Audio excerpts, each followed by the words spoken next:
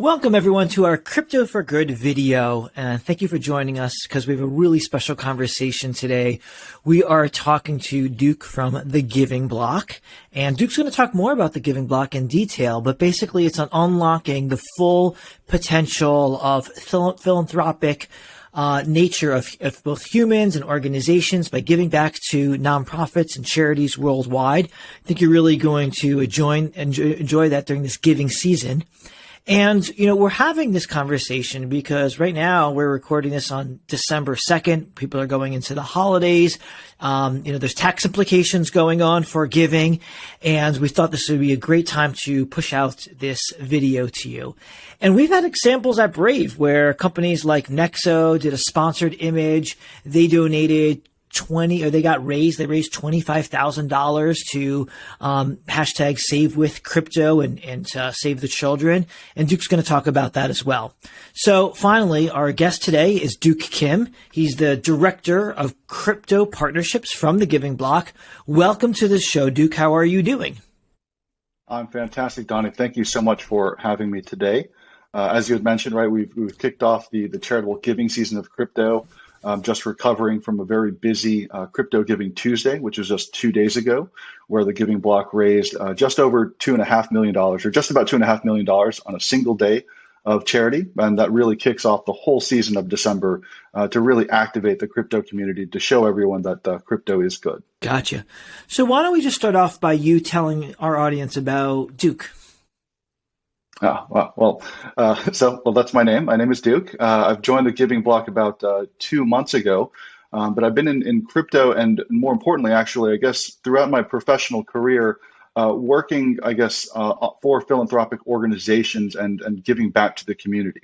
So even when at college, I was working for a group called University of Michigan Dance Marathon, raising money for children's physical rehab programs. Went into the world of Wall Street, where I continued to give back. Prior to going into crypto full-time in 2018, my last kind of philanthropic initiative was over at Bloomberg, where we did a, guess the closing price of Bitcoin at the end of 2017, and we raised about $700 for Toys for Tots. Fast forward 4 years later, now I'm working at the Giving Block. Our goal here is to raise, close to $100 million this year for a variety of charities and causes. Gotcha. And how do you decide where the money goes, which charities and which nonprofits? For me personally, it's obviously just kind of, what's really struck a chord with me. So again, looking back from very early on, it's always been about giving back mostly to children, but also just to communities that are underrepresented and really need support and that oftentimes get overlooked in a variety of other programs. So I tend to look for the underdog in a lot of things that I do. I consider myself an underdog, and I always want to give back to programs like that. Yeah. And for this past Tuesday, the $2 million, where did that money mostly go? That went to, across our 1,000 charities on our platform. So Crypto Giving Tuesday is really meant to be the crypto spin on what is more traditionally known as Giving Tuesday, which is, again, just a global day of fundraising, awareness, giving time, goods, and services to organizations and groups that need it. And again, for us, what we ended up realizing was that the crypto community has a wide variety of causes and charities they support.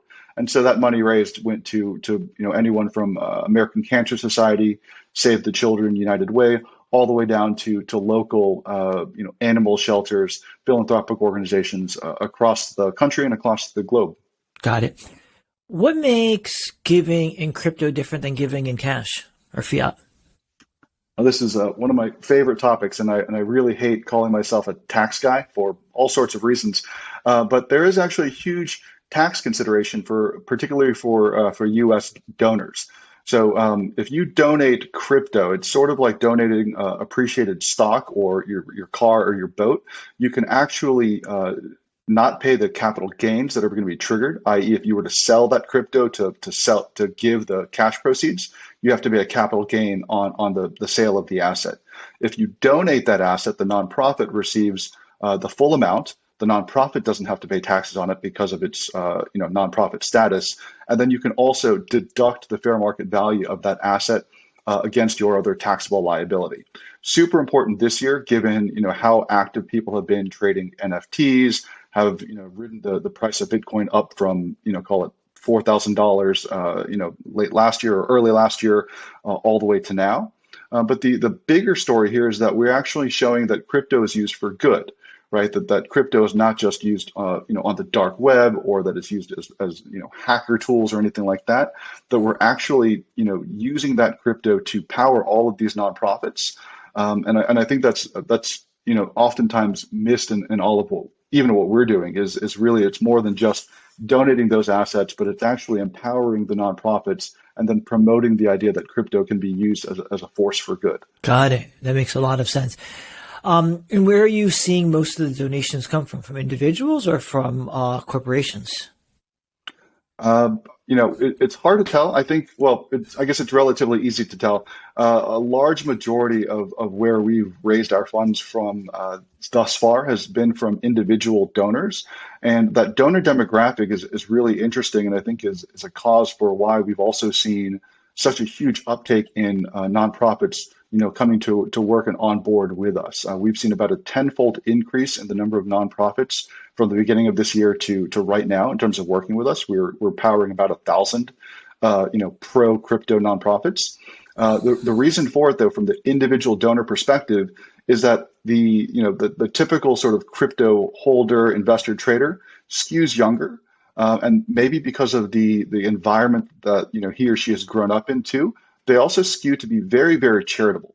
And that creates a really strong sort of confluence of events that makes these people want to donate more and to do good with this money.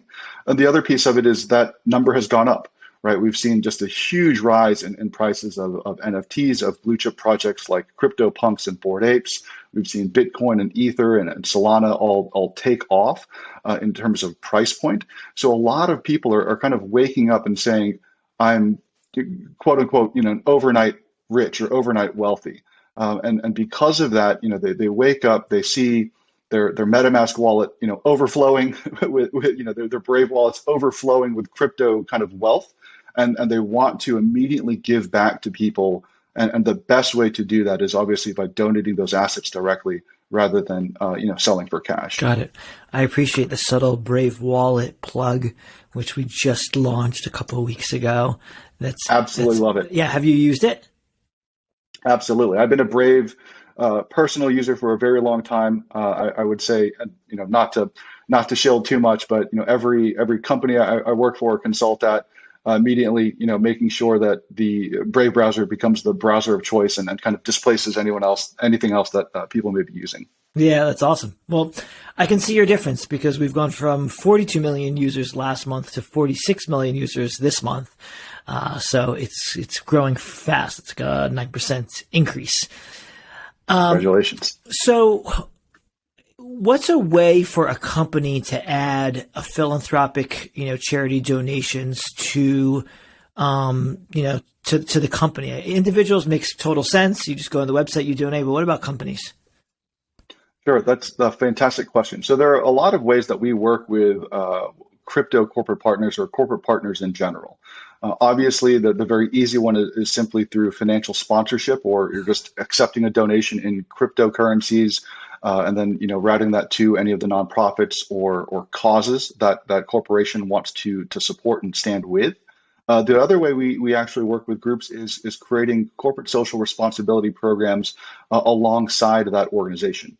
Again, going back to the idea that our first and foremost sort of mission here is to promote the idea that crypto is good, that crypto can be used for good. And as the ecosystem has continued to mature and evolve, a lot of organizations reach out to us and reach out to me saying, we've gotten to a certain point in terms of employee headcount, in terms of revenue. We realize that we are, that we have a real voice and following. How can we use that platform? How can we use our platform to better the world in which we're operating? So we work together to help them identify nonprofits that they could support, help them have create time for their employees to physically donate time and energy with these nonprofits locally around their community, and really, again, help these these crypto startups become more mature organizations and understand the power and responsibility that they have within their community, both, locally, physically, or as well as in the metaverse, in just terms of supporting, international organizations. Yeah. Okay, that makes a lot of sense. Back to you for a second. What was in your heart that made you want to kind of follow, donation philanthropic area for, since such a young age? Fantastic question. That I think where it came from is, and this might sound cheesy, but 100% true.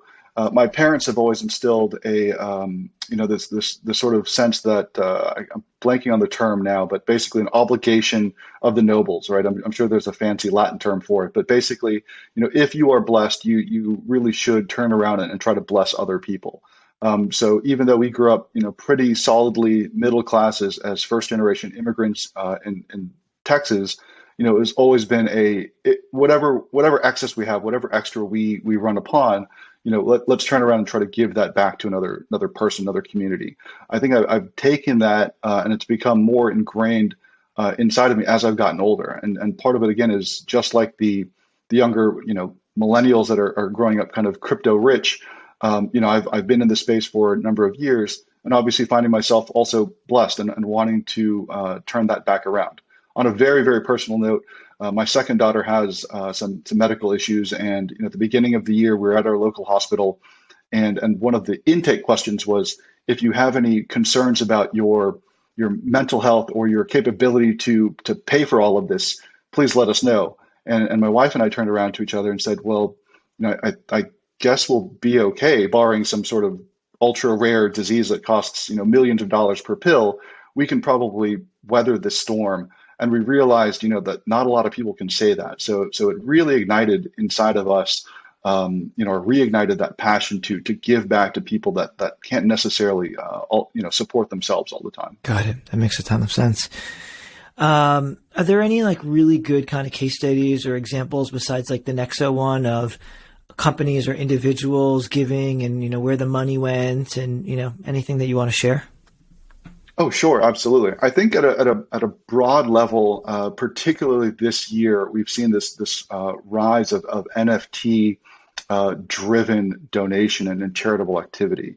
So just the other day, we actually had a Twitter Spaces AMA with Jack Butcher, who runs Visualize Value, as well as Care.org, one of the largest and oldest charitable organizations on the planet.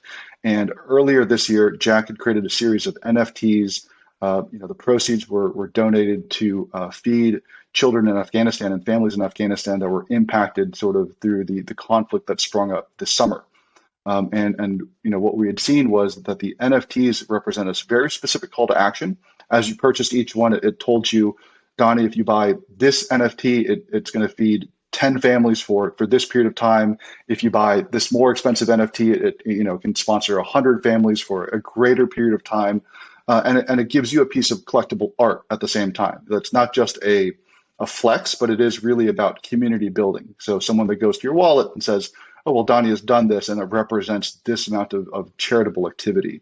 But the broader story there, though, is that really, we've seen NFT communities, again, because of that almost immediate wealth that's coming out of this group, they want to turn this art medium into a form of charitable giving. Something a little bit more fun would be the Bored Ape Yacht Club. Hugely popular, what would they consider a blue chip NFT project. They've donated almost $1 million to an orangutan outreach group, and that is powered by the Giving Block.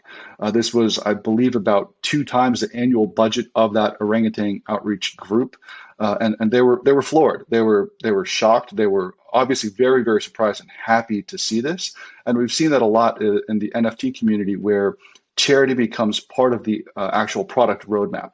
We don't have to talk about the technical details or implications here, but a lot of times NFT projects are, as part of their technical white paper, their roadmap, they say, as we hit certain funding hurdles and kind of goals, we are going to turn around and give 1%, 5%, 10% back to the community. And I think that's a really, really neat way to activate the NFT community, and again, show that crypto is a force for good. Got it. That makes a ton of sense.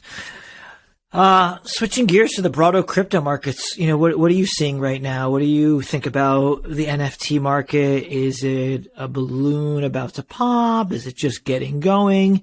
What about the crypto market overall? Wow. I am personally a perma bull. I think across both crypto and NFTs.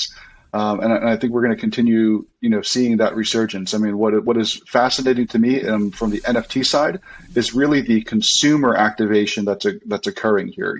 Budweiser buying a Tom Sachs rocket, now doing an NFT drop. Adidas working with G Money, creating NFT projects. And I'm not a particularly smart person, but I would imagine consumer products, organizations and companies have lots of people that are really keeping their finger on the pulse of things, and all of them jumping into this space really shows to me that it's a thing that will continue to go forward. I may have mentioned before the podcast started. I just moved my family down to Tampa from New Jersey. This morning I was buying some Buccaneers gear for my youngest daughter, or my eldest daughter actually. And on the company website, when I was making the purchase, it said, if you buy more than $99, you get an NFT jersey as part of like the freebie. So I think we're seeing more and more of this activity. So I think NFTs as a technology, as a concept will be here. I think and then certainly on the crypto side, again, I'm just a generic perma bull. I see this really changing a lot of things. And prior to getting into the crypto space, I was a Wall Street guy. And so, the fact that I like to throw out to the folks that are still stuck in TradFi is that the crypto market cap is about $2.5 trillion. That's excluding kind of the NFT market cap as well, versus the 120 trillion or so that are sort of global assets under management. And so, the point there being is that as crypto continues to gain relevance and take precedent in the ecosystem, the traditional asset managers that are benchmarked against relative value have to try to make up for the fact that they're not participating in crypto by buying more stocks and more bonds, right? Or they can take the easy way and get into crypto themselves and get that direct exposure. Yeah. So, it's an asset that's barely a teenager, but I think is really, taking center stage and will continue to do so. Yeah. I'm also a perma bull, but I'm also aware of technical analysis, and I see that we continue to run up. I have a chart on my window right here. I'll grab it. And I keep this on my wall. And what this basically shows is that crypto kind of goes up and then it goes down. It goes up and then it goes down. It follows these cycles. And the next cycle, it's called you want to Google it, it's called it's called the Bitcoin long-term analysis. And it shows basically Bitcoin at $100,000 plus by the end of the year. What's your best guesstimate on where you see Bitcoin by end of year? Wow. I mean, I guess everyone kind of pointed out stock to flow, I guess kind of started falling apart for the first time at the end of November. 100K seems like a stretch at this point. It does. Finger in the air, I would still say 70-ish. 75. I think we've been within inches of that prior. I think we're going to get there. I just saw that Canada just launched their first Bitcoin spot ETF this morning. So I think the good news is continues to come out. I think organizations continue to wake up to the fact that they need exposure to the asset class. And personally, again, I'm super bullish, and I somewhere between 75 and 100 would be the best place I could think. Right. And I also heard look, the end of the year is just the end of the calendar year. We're going to go into January. We're going to go into February. It doesn't have to stop then. It's not like December 31st comes and it falls off a cliff. Absolutely. Good. And so I want to remind our users, like most of our users are probably already Brave users, but to download the Brave browser, you can do that at brave.com. And then when you opt into viewing ads, you earn BAT, and then you can take your BAT and you can donate it via the Giving Block. So there's a lot of connections between our two companies. Also, you'll be running some sponsored image and push notification ads. And with those, you'll see opportunities to donate as well. So lots of opportunities to donate your crypto by going straight to Giving Block or via the Brave browser. But any closing words for the audience, Duke? No, thank you so much for having me, Donnie. This was a real pleasure and a real honor on my part. As you had mentioned, right, we do support BAT. We do support about 45 other crypto assets to be donated to the 1,000 charities on our platform today. But the really bigger message here is that, December is a month about looking back and kind of counting your blessings. And what we really encourage is that users, regardless of the tax implication, just to make a charitable contribution to give back to the community that has given so much to you, you being the general you. And so we really just hope to continue that trend of driving philanthropic activity via crypto. Got it. Great. And so do you have all the meme coins, the Doge, the Shiba? We do indeed. And we actually have seen quite an uptake in those coins being donated. We were partially behind some of the work or some of other organizations that are raising large funding campaigns this year. I don't know if I can actually disclose just yet, but we saw just a ton of Shiba flow through our coffers because of that reason. I mean, again, these coins are, I can't even begin to tell you, I guess, what the return multiple has been from the beginning of year to now. But, everyone was pointing to that wallet that had, started with $8,000 worth of Shiba, turned into $5.7 billion. That's a huge taxable liability. Yeah. Donating some of that asset is certainly a sound decision to be made. So we do see that. Plus, again, and actually, before I go, I would like to say that on Crypto Giving Tuesday, for the first time ever, we saw ETH actually flip in Bitcoin in terms of the most donated asset, which was very interesting to see that, Bitcoin has, in person, my heart will always be king, but we saw, humongous ETH donations come through. And I think we'll honestly continue to see that given the outperformance in price as well. Yeah. What about Solano? And then the Doge version of Solano is Samo. Any Samo or Solana? So Solana is one of the funny ones. We do support the asset. It's not, unfortunately, supported directly with our institutional exchange partners. So, the workflow is a little bit different, but we do encourage donors of Solana to reach out directly to me, Duke at the Giving Block, to actually work together to figure out the workflow and make those donations. But you end up making a charitable donation to a nonprofit, and then it ultimately goes to the nonprofit that you would like to support. Yeah. And we'll see if Samo gets as big as the Doge and the Shiba. Absolutely. All right. On that note, thank you so much for coming on, Duke. And we'll talk to you shortly. We're going to do a podcast together. This was just a kind of pre-holiday or holiday video that we are liking to call our Crypto for Good video. So thank you so much. Thank you, Donnie. Have a great day. You too.